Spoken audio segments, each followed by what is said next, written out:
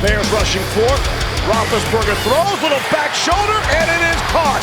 Pat Freiermuth made an unbelievable catch.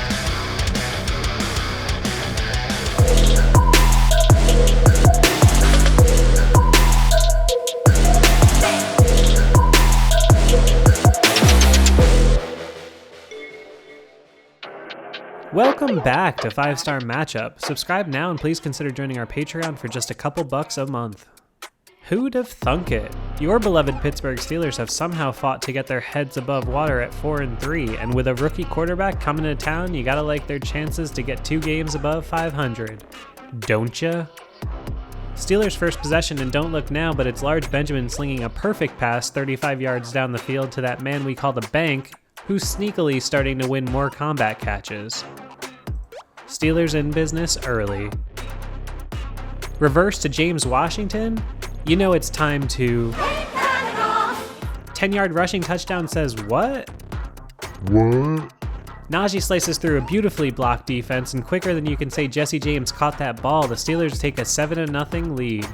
While it's not always pretty, we're starting to see some of the fruits of the collective labors of both the offensive line rebuild and the Canadian installation. Special teams absolutely getting after it on this one. By the time Jakeem Grant looks up, he's surrounded by a clown car full of Steelers, and poor Justin Fields will be pedaling uphill. Luckily for Bears fans, the man was a first-round peddler. Unlucky for them, though, zebras hate bears, and that's the end of that. Over to the Steelers offense now, and it's a little flip pass, and I bid you an obligatory but cheerful. Smooth. This'll never seem like a big deal on paper, but there's a man 4 yards in the backfield, and the Naj man got the first. You love to see it. Dan Moore, more like Dan Less, am I right? Just an absolute woofer of a play from young Dan Moore, and I, for one, am thinking it might be Hulk time. Back to the Bears now, and it's David Montgomery gashing the D, who seemed willing to allow anything but Fields runs all night. For all his moxie, Justin Strawberry Fields forgets momentarily that Trent Jordan Watt plays on the other side, and he gets plucked for TJ's first sack of the night. If Godzilla vs. Kong taught us anything, it's that you should never trust a radioactive lizard god around your quarterback, and the Bears find that out the hard way as Bam Bam Cam comes down with a rare D lineman pick. His job isn't sexy, but make no mistake, Cam Hayward is playing as well as anyone in football this year. Najee converts another fourth that he has no right getting, and we head into the second already. Okay, Deontay! No big deal, just wide receiver 1 type stuff from a wide receiver 1 type fella, and if you weren't sure, I'm gonna clue you in. Deontay Johnson is currently the best player on the Steelers offense. Big Ben, with enough time to wind his mechanical clock gears, waits, runs, and pulls a pretty convincing impression of a younger version of himself, finding the one they call Muth for his second touchdown in as many weeks, and if you're keeping score at home, that's 4 out of the last 4 touchdowns for the Pittsburgh Steelers scored by their first 2 draft picks. Shout out Kevin Colbert, the god. Bears continue to struggle, and it's a 3rd and 9 for Fields, who tucks and runs but receives a politely worded letter from Minka. It reads, "Dear Justin, nah son, sincerely Minka." Steelers' next drive goes nowhere, and it's another stinker punt by Press the Thick in a big moment, and you really hate to see it. Dude's got the leg, but somebody's gonna have to take away Danny Smith's bubblegum until he gets this consistency fixed. That's okay though, because Trent Jordan Watt plays for the Pittsburgh Steelers, and we all love that. 2 sacks and as many quarters for Tej so far tonight. Stout run stuff on 3rd and short sets up a 4th and 1, but the savvy Rook gets the Steelers to jump off sides for a cheapie. Bolstered, Fields finds a pair down the middle to his tight end Komet, and I hope he brought a long tie for Jimmy Graham because the Bears are in the business zone. Just a great play by Jumpman Joe, aka the swaggiest Steeler Joe Hayden on the aforementioned Jimmy Graham. Love to see the vet continue to be a high-level player at his age and position. Fields fires incomplete on 3rd, but the Bears take the points to make this one 14-3 Steelers as we head into the half.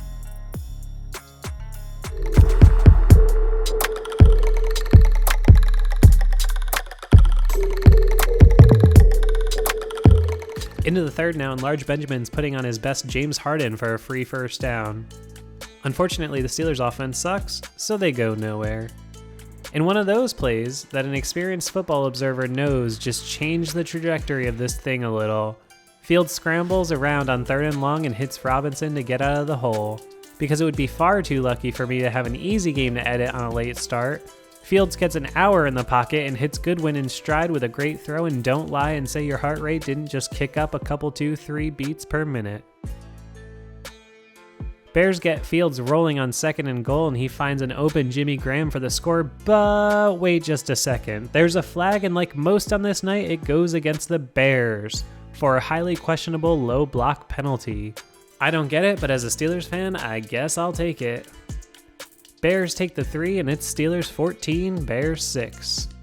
Back to Ben and the boys, and it's that man in the 7 jersey firing a shot deep down the field that's somehow miraculously caught by the president of combat catches, James Washington, who continues to beg the question of why he isn't targeted more often. Wish I knew the answer, but regardless, the Steelers are on the attack.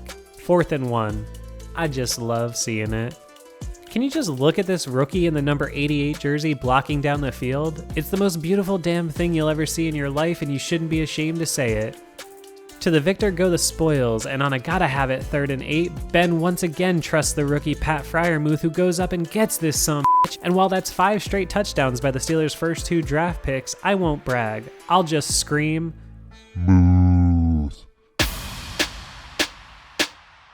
Ben's pleased, I'd say. Boz isn't though, as he doinks the XP and it stays 20-6. Alright, D, just 1 or 2 more stops to get this one done. See, this is why we can't have nice things. Suddenly, Strawberry Fields is getting time and dropping dimes, and we head into the 4th with as tenuous of a 14-point lead as can possibly exist.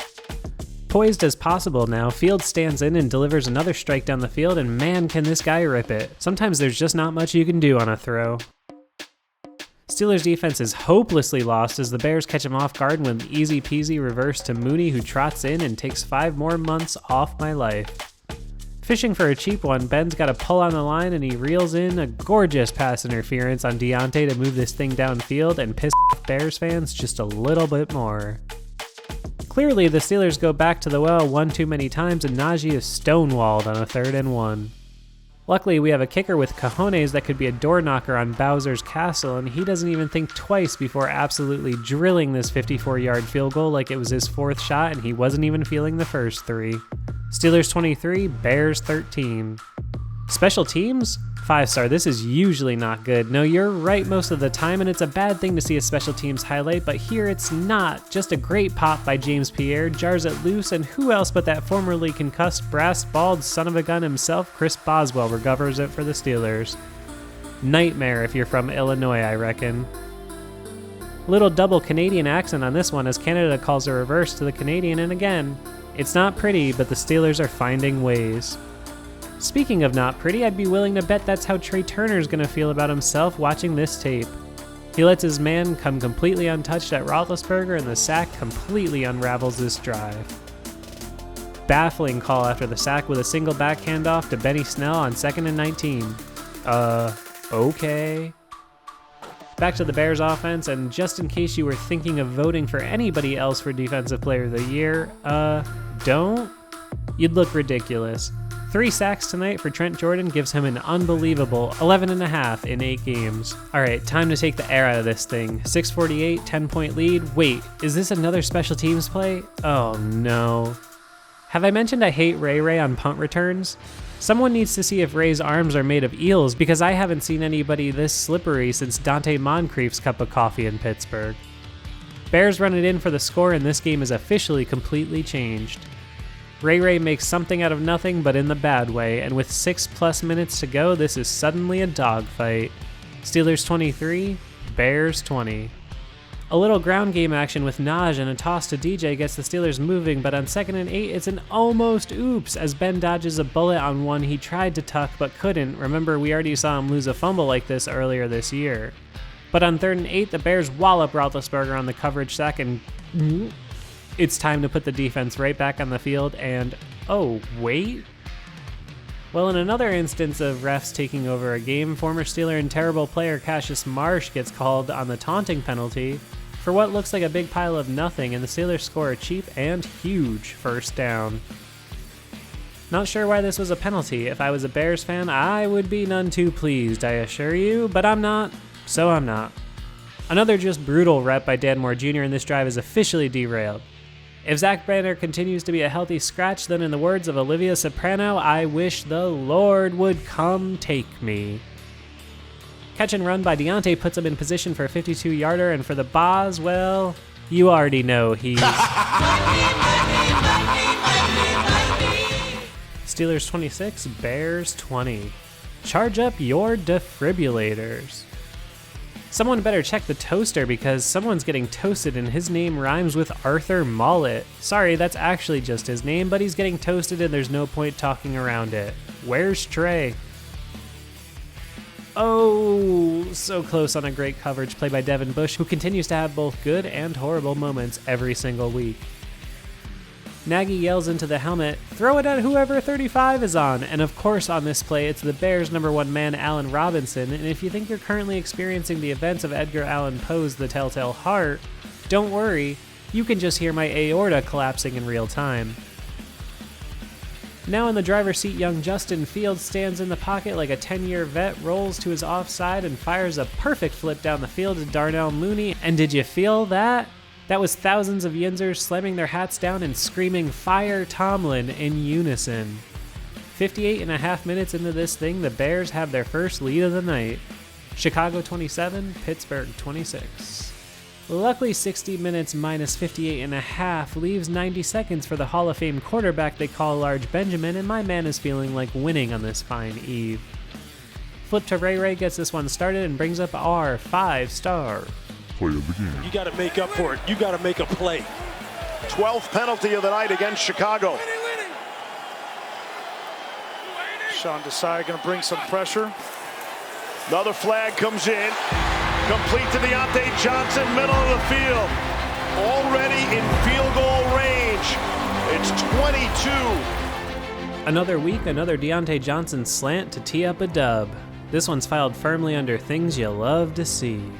Penalty puts the Steelers a little behind, but Ben tosses one in the general vicinity of Freiermuth, who vacuums it in for a clutch gain. Ben can't count to 12 and has an airhead moment trying to get a free first down, but on 3rd and 2, the old man unbelievably pulls this one out and puts his head down to try and get 2 yards, but just oh so barely comes up short. Gotta love the effort by the 18-year vet.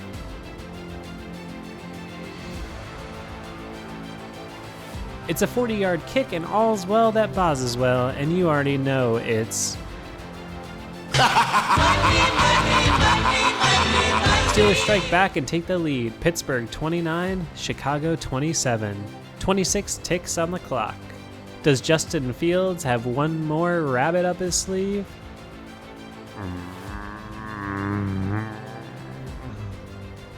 Tick, tick, tick, tick, tick, tick, tick.